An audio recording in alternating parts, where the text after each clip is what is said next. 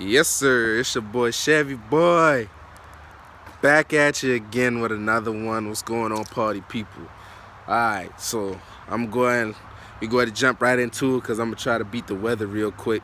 Well, it looked like it might rain, but overall, we got some progress done today. Buddy of mine came and helped me out with a good little bit of work today. Him and his son. So it actually made this go a little quicker. So I'm gonna switch the camera around here so y'all can see. Well, boom, turn that thing landscape for y'all. Look here, as you see. Yes, sir. Yes, sir. That thing coming together, fellas. All right, so I got the Dirty Dangle complete relocation kit. Comes with the AC.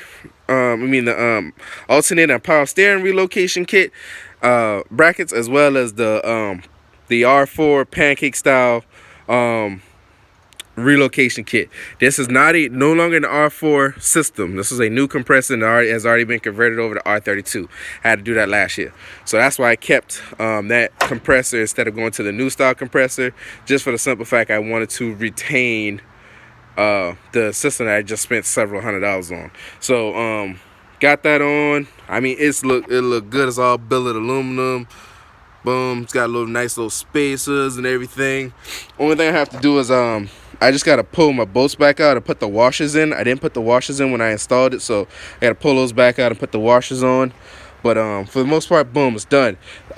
This is the factory for anybody with the B-body. So y'all let me know if you want me to list the part number for this kit, because literally everything except your alternator will work on the LS engine. This is the factory power steering pump and pulley and reservoir. Boom, easy access to it. Check your fluids. Boom, all that. It's beautiful, bro. Factory AC compressor retained. Like I said, the only thing you can't retain is your alternator. And actually, technically, you probably could. You just probably have to ream the holes out. But there's no point in keeping that 110 alternator on here. Yeah, what is it? It's either like a 90 or it's like a 110 alternator, I think, in the factory on the 305s or whatever from 92. So that's how that is. So we good. I got the Valley on. I need to put the knock sensors in and put the harness and everything. I got that Valley torqued down and everything. I got my steam port hoses on. These are ICT billet steam port hoses. And the nice thing, the reason why I went with these particular ones with the braided lines is because it's got the crossover in the back, it's got the crossover in the front, but it's already tapped, comes already drilled and tapped for the steam port connection, which actually I'm gonna come out and I'm gonna run right here. I'm put me a little 90 right here. I'm gonna run it right alongside here, zip tie, just some nice little zip ties right here, and connecting right here to the extension blocks, the expansion blocks I have, which is already tapped, and that's gonna be nice and clean and tucked away. That's why I'm glad I went with that setup, because it looks fucking good. So that's gonna take care of that.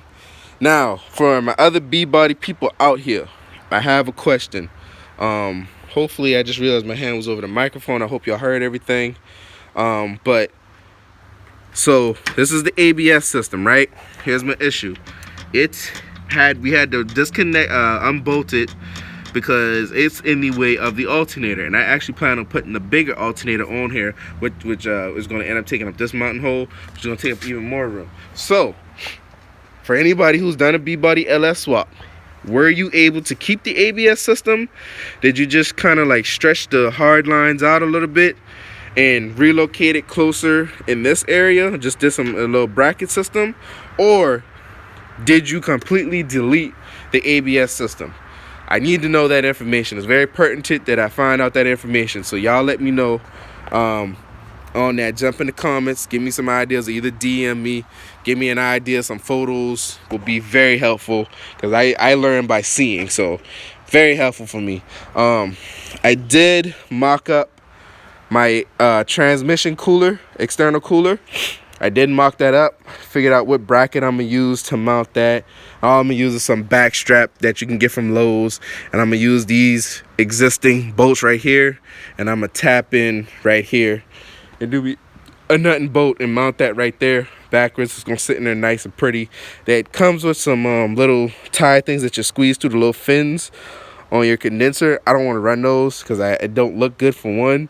And number two, I just feel like those two heat exchangers sitting on top of each other with little to no airflow between the two, I feel, to me, it doesn't make sense. So I want to put a little air, but a little space between them, so at least there's some room. The air can flow through one and then flow through the other. So, but yeah, that's it today, man. This is Saturday, so I'm happy. Hopefully tomorrow, if my wife, I'm asking my wife if she's free, so make sure that our baby is taken care of, so she can watch the baby tomorrow. That'll give me another day to work on the car. And what I'll probably do, what I'll make my point to do, is actually drop the fuel tank and put in the Walbro 255 fuel pump and put a new inline fuel filter on. So that's my goal for this weekend tomorrow. I don't think I'm gonna be able to get it running, but I'm getting hella closer to the point where it'll just be plumbing, plugging in the electrical and plumbing everything. Oh shit, I forgot to tell y'all. I did plug in my harness from my I did pop my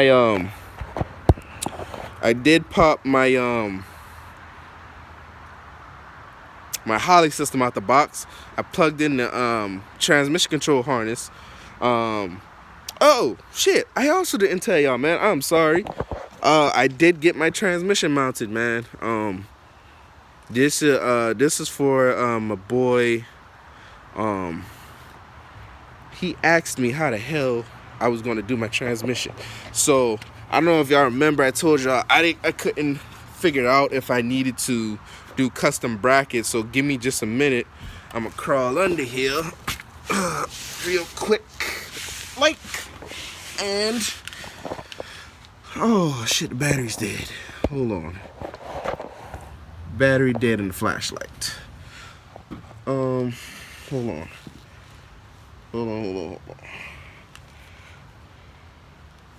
Let me grab another flashlight here. Alright, perfect. So, what we ended up doing is right here, as you can see, that's the transmission mount, right? It's actually mounted in the factory mounting points. All I did is I just drilled a hole in a factory cross member. I drilled a hole back here, and I took my cutoff wheel and I cut the slot between the two holes, so actually you have like some sliding adjustability in a sense. And boom, that's how it worked. That's exactly how it worked. All I did was bolt the cross member to the mount, to the transmission first, and then I shimmied the cross member into place to mount to the factory locations on the frame. So that's how that's done.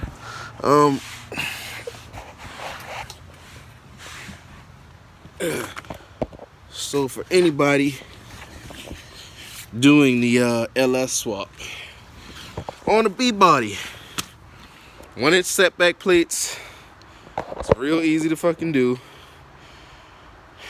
I'm not gonna say it's real easy to do. It's doable by a mechanically inclined person.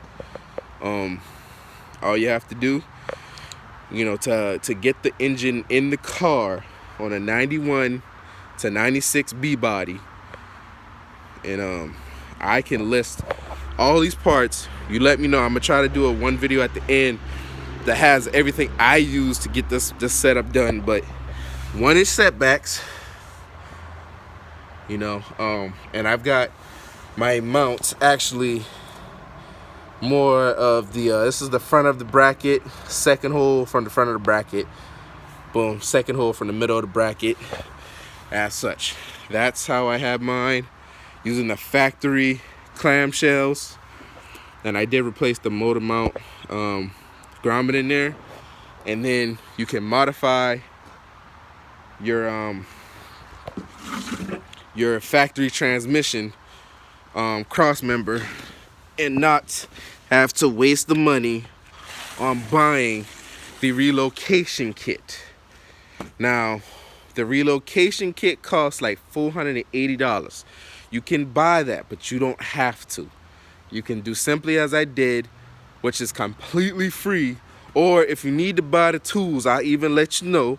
You can do it this way too. You can go to Harbor Freight, buy you a cutoff, a grinder, buy you a metal cut off wheel, and you can buy those Harbor Freight drill bits and drill. Like I said, you just mark you a straight hole right above the hole, right above where your current hole is to mount your transmission mount through.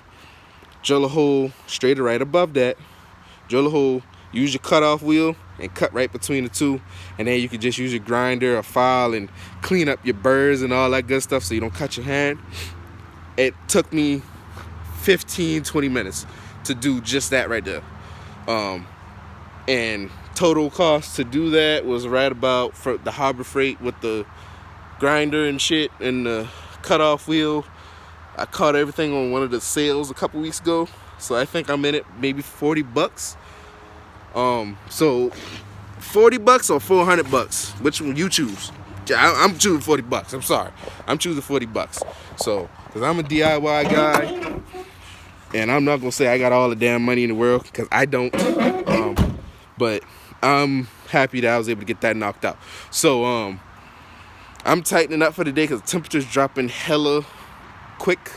Hell, this morning we woke up, it was 35 degrees, and for Charleston, that's not pretty. That's chilly. And hell with that, I ain't finna deal with that foolishness. So I'm go ahead in the house. But like I said, I just wanted to jump in here real quick, chit chat with y'all, talk with y'all.